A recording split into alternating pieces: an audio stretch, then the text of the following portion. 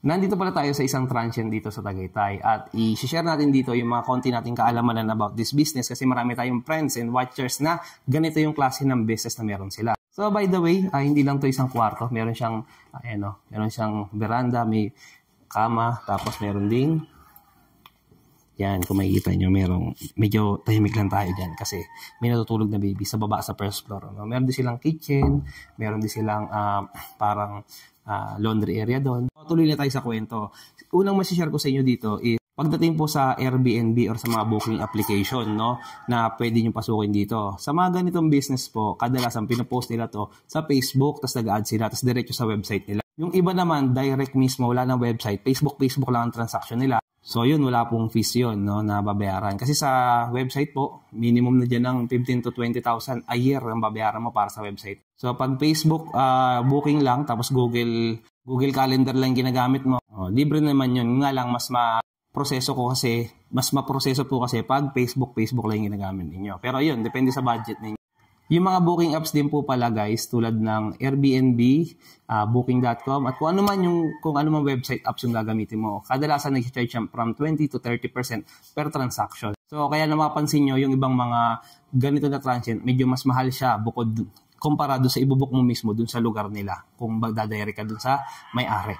Pangalawa sa mga caretaker, kasi ilang beses tayo nag-interview ng ganito, na mga caretaker, magkano nga ba yung kadalasan sinasahod nila dito? So, depende sa laki po ng business. Example nito, ang dami nitong unit.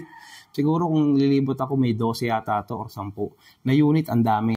So, 3 yata sila nag-handle or 2, at ang sahod daw nila dito, nag-range, no? Depende kung matagal ka na or ano yung scope of work mo. Nag-range daw from 8,000 to 10,000 pesos monthly. Pero ang benefits naman daw nun is libre sila sa bahay, libre sila sa tubig, libre sila sa kuryente, internet, at kung ano na pa mga food benefits na binibigay ng may-ari nito sa kanila.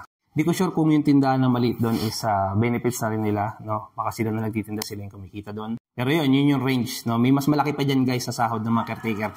Pero depende sa skills at kontrata na meron yung mga owners and yung employees nila. Siyempre, mas malaki yung scope of work, mas mabigat at sobrang tindi talaga ng skills ng tao, na employee, mas lumalaki yung sahod nun. Operational expense naman, no, parang apartment din. Operational expense sila, actually, sabon lang, mga cleaning materials, vacuum. Actually, yung vacuum, hindi nga operational yun kasi capital expense natin matatawag yan. Kasi, di ba, yung mga madalas mo lang magagamit dito, example, itong CR. Pag naglinis ka dyan, siyempre, sabon lang naman gagamitin mo, di ba? Konting brush, actually, malinis pa nga, kahit nga imap lang yan sa susunod na tenant, pwede na ulit to. Improvements po ng mga kwarto, tulad yan, may gas-gas na yung kwarto, pwedeng improve. Yan, yearly daw ginagawa nung may-ari.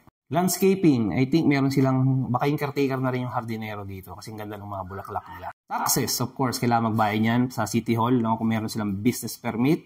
At sa BIR, of course, yung mga kinikita nila, I think corporation siguro to.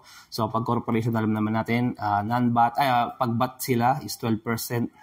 Sa tuwing kumikita sila, may 12% na BAT doon. Yung babayaran, pag non-BAT naman, less than 3 million. So, definitely may binabayaran tax tong company na to. Isa sa mga expenses yun. Pagdating naman sa mga big improvements ng mga bubong, ng mga pinturang major yung area na gagawin or repair. Capital expenses daw yun. Sabi naman sa akin dito, nung ibang mga caretaker, sa mga iba natin na interview before, sobrang madalang daw yung repair, no, sa mga Airbnb kasi daw hindi siya tulad ng apartment, no, na talagang daily ginagamit ng tenant. Dito kasi tulad niyan, nandito kami ngayon, next time after daw namin wala na road tenant ulit. So mas nape-preserve po yung isang property. Tapos may tanong din sa atin bago natin tapo. Sabi niya mas maganda raw yung Airbnb and events versus daw sa apartment. So para sa akin, depende po kasi kaya may tinatawag na land classification, no? Hindi porket may lupa ka or property, pwede na kagad events or Airbnb tulad tong ganda nito, 3,000 yata a day to. 3,000 no?